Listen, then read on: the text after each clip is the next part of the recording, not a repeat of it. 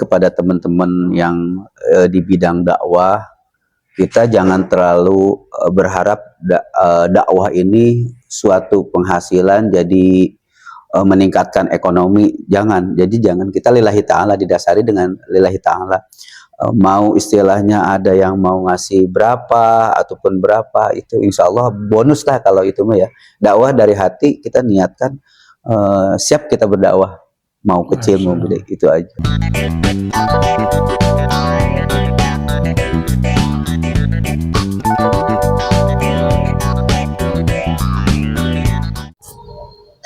Assalamualaikum warahmatullahi wabarakatuh. Pemirsa Qodi Talk dimanapun berada, berjumpa lagi bersama kami di Qodi Talk, obrolan renyah dakwah. Hari ini kita bersama Ustadz Nuruddin. Beliau adalah alumni PKM Qodi DKI Jakarta dan beliau sekarang tergabung di Syidai, organisasi Syidai yang merupakan alumni atau organisasi alumni PKM dari angkatan pertama sampai angkatan ke-30. Beliau ini angkatan PKM yang ke 23 berarti 2016. Betul.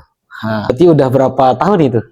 Dari sekarang 2024 yang kemudian 2016. Banyak. Hampir 5-6 tahun ya? 8 tahun. Udah 8 tahun di udah menjadi alumni PKM Qodi DKI Jakarta. Dan tentunya beliau ini merupakan salah satu qori juga. Dan kemarin kita lihat statusnya beliau di salah satu stasiun TV, itu di TVRI. Dan ini luar biasa sekali sosok seorang Ustadz Nuruddin yang harus kita juga angkat. Nuruddin atau Nuruddin? Nuruddin aja. Nuruddin yang harus kita angkat di Qodi Talk ini, karena Qodi Talk merupakan salah satu wadah kita untuk melakukan silaturahim, terutama juga bersama alumni. Dan beliau adalah alumni PKM. Luar biasa nih Ustadz. Alhamdulillah. Gimana kabarnya Ustadz? Alhamdulillah. Alhamdulillah. Sehat selalu. Nah, saya dan kami melihat ini Ustadz ya. Ustadz ini sangat energik sekali itu. Iya, dalam dakwahnya dan kemana-mana itu. Kelempar ke sini, kelempar ke sana, kelempar sini, kelempar ke sana itu. Itu rahasianya apa itu? Kok bisa energik sekali Anda? Tidak ada rahasia khusus ya. Yang paling utama mungkin semangat kita berdakwah aja, hanya lahir dari hati kita yang paling dalam dan menimbulkan energi. Kemudian juga energi tersebut insya Allah ke badan kita akan selalu sehat dan kuat. Ya kalau misalkan diterpa sakit, pilek, batuk, itu hal yang wajar ya. Yang penting jangan yang terlalu parah untuk sakitnya tersebut. Ya alhamdulillah sementara ini kegiatan kita itu selalu berpikir dan mencari inovasi yang terbaru. Bagaimana nih cara berdakwah kita ini, selain kita berdakwah yang sudah ada, terus kita selalu berpikir mencari gimana kegiatan yang sekiranya untuk kita berdakwah. Masya Allah. Dan ini kami sangat terbantu juga dengan kehadiran Ustadz ini, karena tentunya bisa mengisi konten di Qodi Talk ini Ustadz ya. Insya Allah. Nah, kira-kira kalau sehari berapa kali jadwalnya? Nggak menentu sih. Jadi kalaupun kita tidak ada jadwal, kita bisa kreatif sendiri. Misalkan ya ada waktu luang, kita buat aja yang terbaru, apa yang menjadi kita supaya kita bergerak, nggak hanya diam saja. Jadi seorang dai itu jangan cuman menunggu undangan, kemudian undangannya itu istilahnya yang bersifat ekonomi, apa emang itu perlu ya kita tuh, tapi nominal uang itu emang penting, butuh ya, penting. Tapi kita bukan segala-galanya. Terutama apalagi di dakwah itu ya. Betul. Jadi dakwah bukan untuk mengharapkan uang gitu. Bukan. Tapi memang kita harus jalankan itu semua. Dakwah betul. Dan masalah ekonomi tentunya bisa. Insya Allah akan dengan sendirinya. Betul. Dan antum ini basicnya atau keahliannya banyak ya tentunya ya. Qori juga gitu ya. Nge-MC juga. Insya Allah. Terus kemudian ceramah juga. Insya Allah. Kemudian apa lagi ya? Dan salawat, jualan juga. Iya. Salawatan juga. Dan masih banyak lagi. Iya. Nah ini kira-kira pendapatan yang paling besar di mana? Dari dibilang itu nggak usah dipertanyakan kalau masalah pendapatan. Jadi, tapi maksud saya yang mana yang lebih dipanggil sebagai kori, dipanggil sebagai itu MC, sisi dakwah kita ya. Terus dipanggil sebagai apa ini?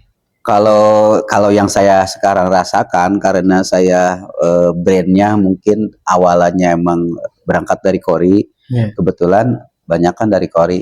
Kemudian juga merangkap pembawa acara, MC orang nikahan, misalkan kayak gitu ya. Dan itu duet sama istri. Gitu. Dan istri juga basicnya di MC juga. Sama. Dan selawatan juga. Istri enggak, cuma dia sari tilawah, kemudian beliau juga sama mimpin pengajian majelis taklim, insya Allah sih. Jadi ya sih Pak, paling yang kalau istri saya paling yang digelutin mungkin dalam mengajar anak-anak, TPA, ada yang privat juga kayak gitu. Iya. Ini pas menjadi atau tergelut di bidang dakwah di kori, MC dan sebagainya, sebelum masuk PKM atau sesudah masuk PKM? Sebelum masuk PKM. Saya kan dulu belajar di LBIQ ya, kebetulan saya LBIQ itu saya anggap udah keluarga sendiri. Keluarga sendiri. Berarti sebelum ke PKM Kodi di LBIQ. Kemudian di LBIQ itu saya sama dosen-dosennya udah kayak saudara juga, sama apalagi sama jamaah, sama temen-temen ya. Jadi saya itu udah kayak keluarga semua. Semua yang bergaul sama saya otomatis udah jadi keluarga saya. Jadi saya menganggap gitu ya. Kemudian kebetulan sekali sebelum masuk ke LBIQ pun saya alhamdulillah udah ada masa undangan kori gitu ya, ditambah lagi belajar di LBIQ. Kemudian juga alhamdulillah tambah lagi dengan bangganya saya alumni PKM. Bagi teman-teman ya yang merasa udah pernah di PKM nih ya, saya menghimbau sayang sekali kalau tidak mau aktif di SIDAI sebagai alumni. Karena kenapa? PKM Kodi ini suatu kebanggaan, benar-benar luar biasa. Jadi suatu penghargaan bagi saya ya, merasa sangat berharga, terbantu. Tadinya kita misalkan berapa orang yang kenal dengan kita di LBIQ, walaupun itu udah ada 1000 ya kenal ke saya umpamakan. Tapi dengan adanya kita bergabung lagi di PKM kemudian kita jadi alumni PKM, kita gabung lagi dengan Syiarda Indonesia, otomatis saudara kita tambah banyak. Yang paling utama saya mengutamakan bahwa setiap organisasi itu saya anggap keluarga. Kebetulan sekali kan di pengurus PWNU ya juga, LDNU juga. Jadi pokoknya setiap yang ada sayanya di organisasi tersebut pasti saya itu anggap keluarga semua. Luar biasa. Jadi salah satu inspirasi kenapa Ustadz Nuruddin ini terus mau bergerak gitu ya. Salah satunya adalah menganggap semua organisasi yang beliau ikuti ini adalah keluarga. Kita jadikan sebuah keluarga, dan tentunya kalau keluarga sih ada konflik, ada dinamika dan sebagainya ya mengalir aja. Mengalir aja. Dan suatu saat nanti pasti yang namanya keluarga itu kembali lagi sehat lagi. Gitu ya. Jadi enggak istilahnya ya kita punya masalah sama teman, sama saudara, itu istilahnya enggak sampai berlarut-larut. Jadi karena kita jadikan organisasi itu keluarga, tempat atau rumah kita dan keluarga kita. Dan ini menarik sekali. Makanya himbauan buat teman-teman yang udah alumni, sangat disayangkan kalau beliau ini tidak menganggap sebagai alumni, tidak merasa gitu. Jadi kalau bisa sih saya menghimbau, ayo kita bergabung di Syiardai dengan para alumni. Itu insya Allah bertambah wawasan, bertambah ilmu, bertambah mungkin perekonomian kita, jaringan, sebagainya, koneksi, dan tentunya itu penting juga. Itu penting banget. Ini Ustadz dulu asli di Jakarta atau? Enggak, saya dari Sukabumi. Sukabumi. Betul. Dan kemudian ke Jakarta ini tahun berapa? Tahun 93-an. 93. Berarti sudah 31 tahun ya? Betul. Sudah di Jakarta. Saya dari Bujangan, kemudian dulu sejarah 93 itu berarti masih Bujangan. Masih Bujangan. Saya itu dari Sukabumi ke sini ke Jakarta dulu di Pasar Minggu. Saya sempat boleh cerita-cerita tentang saya? Iya. Saya itu dulu pedagang kantong. Pedagang kantong kresek. Jadi kalau setiap malam itu saya tidur di terminal Pasar Minggu sejak 93 itu ya.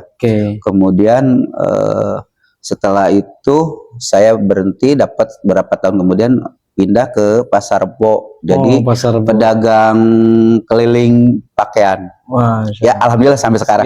Karena saya pikir kalau pedagang pakaian itu pertama emang tidak ada kadaluarsa. Kemudian juga kita kan diajarkan sama Nabi harus berdagang gitu kan. Betul. Jadi sampai sekarang saya belum dilepas dagang, tetap dagang pakaian masih. Ini salah satu motivasi dan inspirasi juga. Jadi selain dakwah dan kita harus berdagang gitu ya. Dan kemudian yang menjembatani, artinya yang kemudian bisa masuk ke PKM itu apa itu? Atau masuk sama teman dulu di LBIK.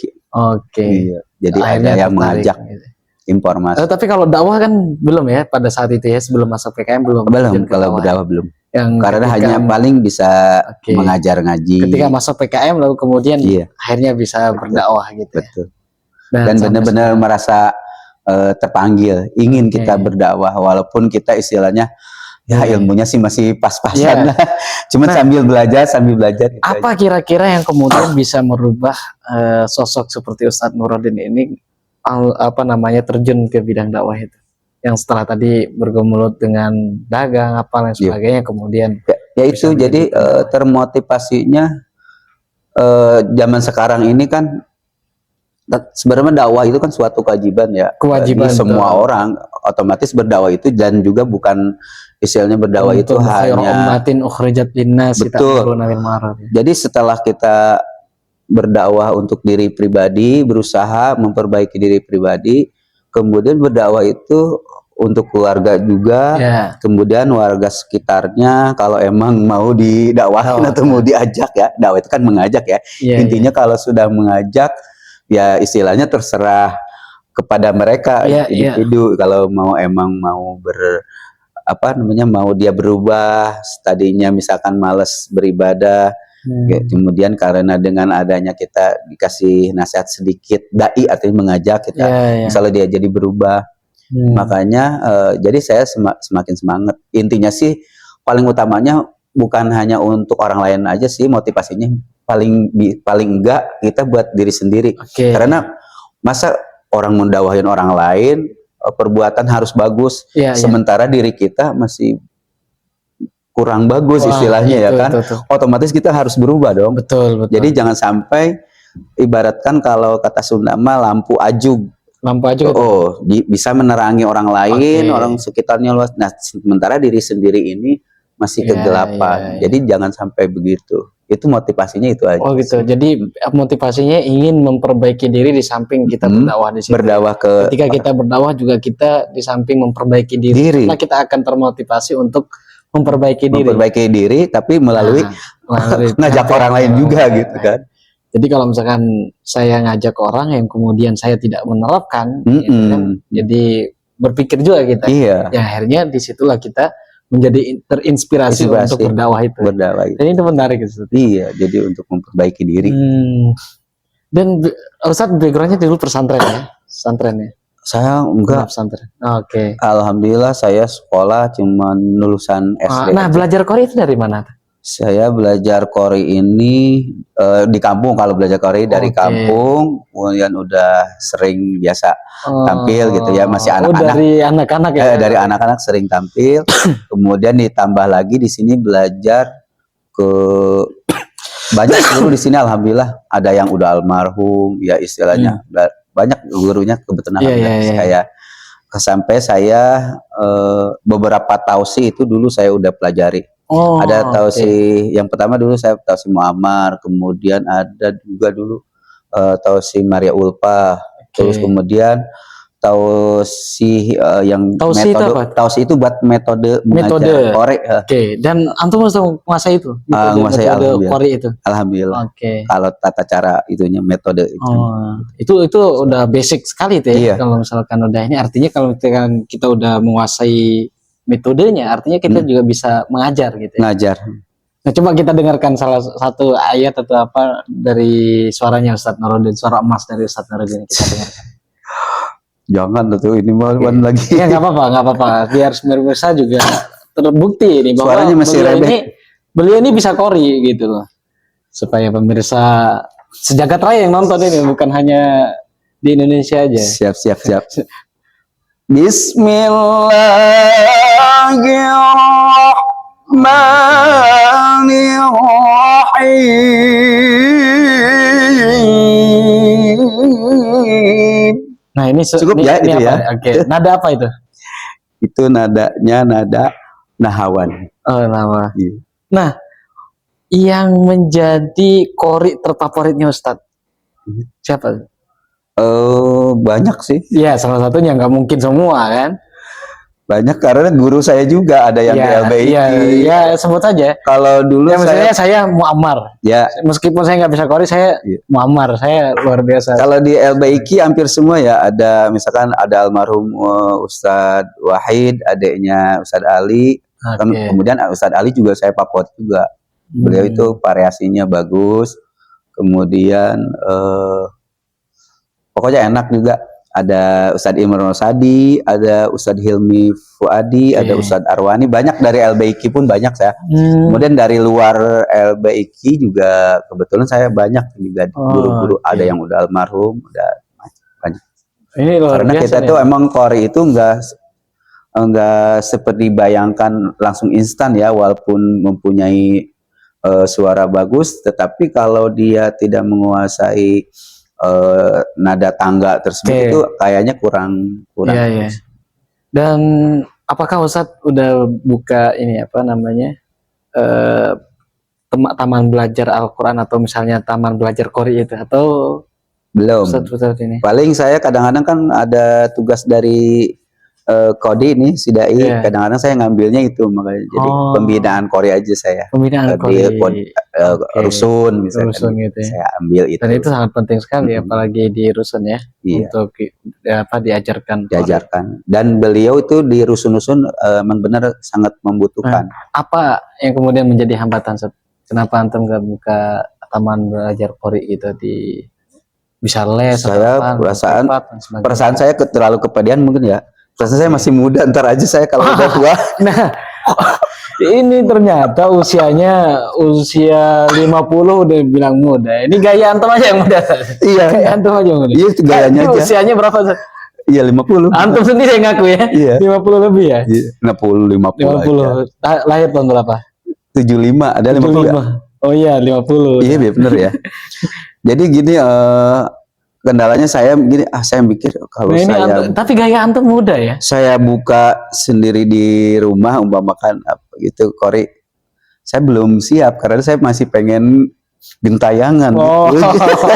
Kaki ini belum bisa direm. Iya. Tapi paling tidak dengan sosok seperti Ustadz Nuruddin yang sudah punya metode itu, seharusnya dibuka nih Ustadz. Dan kita dukung nih pemirsa dimanapun berada dan seluruh jagat raya ini yang menonton, bisa mendukung Ustadz Nuruddin untuk membuka. Tapi insya Allah pelatihan waktu dekat. Jadi bibit-bibit unggul ada Ustadz Nuruddin lainnya. Gitu. Insya Allah mudah-mudahan ada.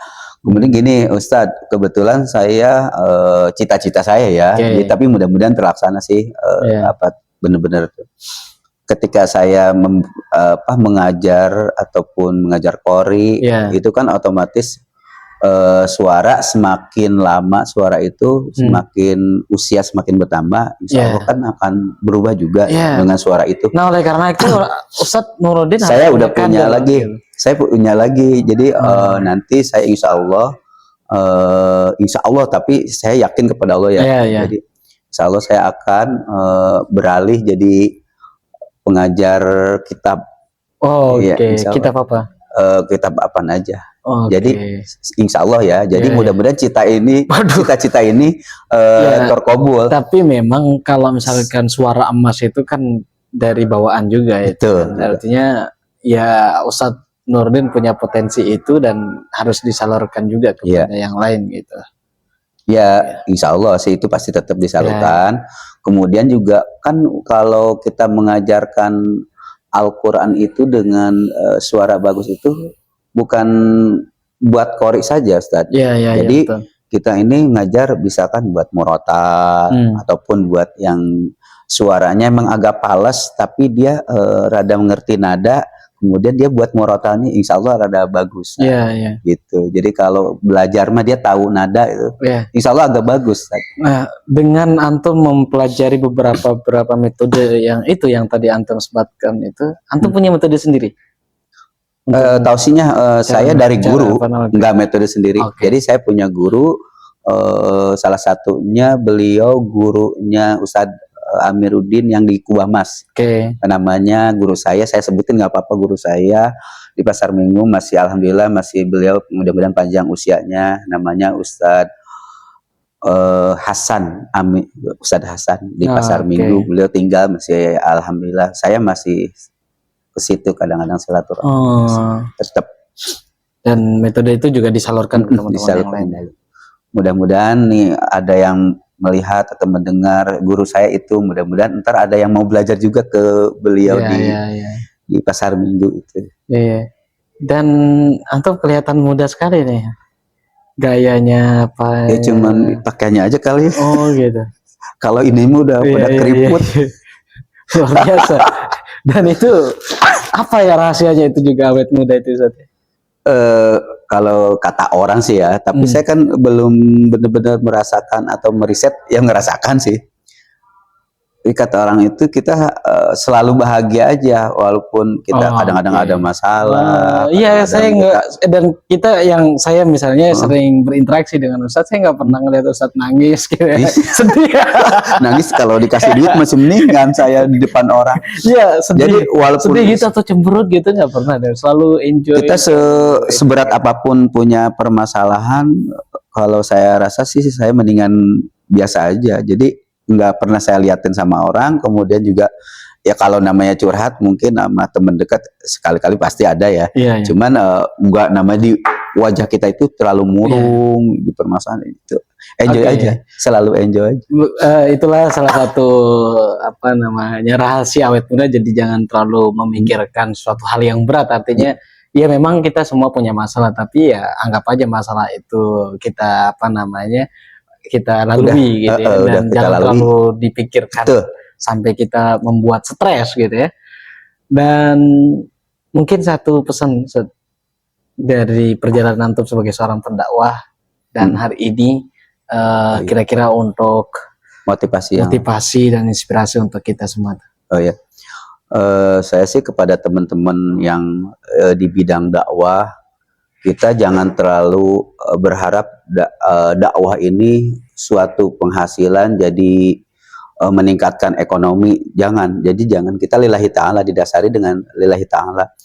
Mau istilahnya ada yang mau ngasih berapa ataupun berapa, itu insya Allah bonus lah kalau itu mah ya. Dakwah dari hati, kita niatkan siap kita berdakwah, mau kecil mau gede, itu aja. Dan cara dakwah itu kan banyak berbagai macam, tidak mesti harus mengeluarkan hadis, ceramah kesana sini. Kita dakwah itu kan banyak metodenya dan model yang bisa.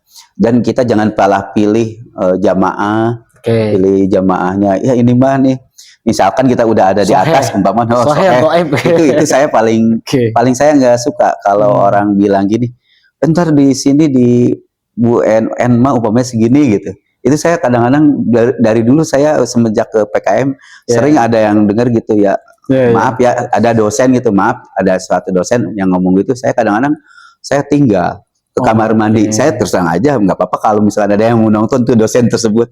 Jadi saya emang nggak suka kalau yang orang dibimbing. Jadi kita tuh berangkat dari kesadaran kita lillahi ta'ala, niat berdakwah itu. Niatnya malah kita beribadah buat memperbaiki diri pribadi. Tapi itu penting kan? Iya. Itu penting. Iya, dibilang kalau uang itu kan emang suatu kepentingan ya, kebutuhan, tapi uang itu bukan segala-galanya. Dengan uang tidak membuat bahagia, Ustaz. Belum tentu orang banyak uang itu bahagia. Saya aja yang nggak punya uang selalu bahagia, ketawa ya. Susah, gitu. Ya pokoknya teman-teman belajar dari ikhlas, apapun apa yang dilakukan dakwah kita ini berupa metode apapun yang jadi kita ikhlas aja, ikhlas Lillahi ta'ala dakwah itu aja. Niatkan untuk memperbaiki diri paling utama. Memperbaiki diri. Baik, itulah salah satu pesan dari beliau, itu dakwah kita jadikan sebagai wadah untuk memperbaiki diri kita. Sehingga ketika kita melaksanakan dakwah, seyogyanya dakwah yang kita sampaikan itu teruntuk kepada diri kita. Dan ini sangat menarik sekali teman-teman semua, pemirsa Qodi Talk dimanapun berada, tetap terus di Qodi Talk, obrolan renyah dakwah. Assalamualaikum warahmatullahi wabarakatuh. Waalaikumsalam.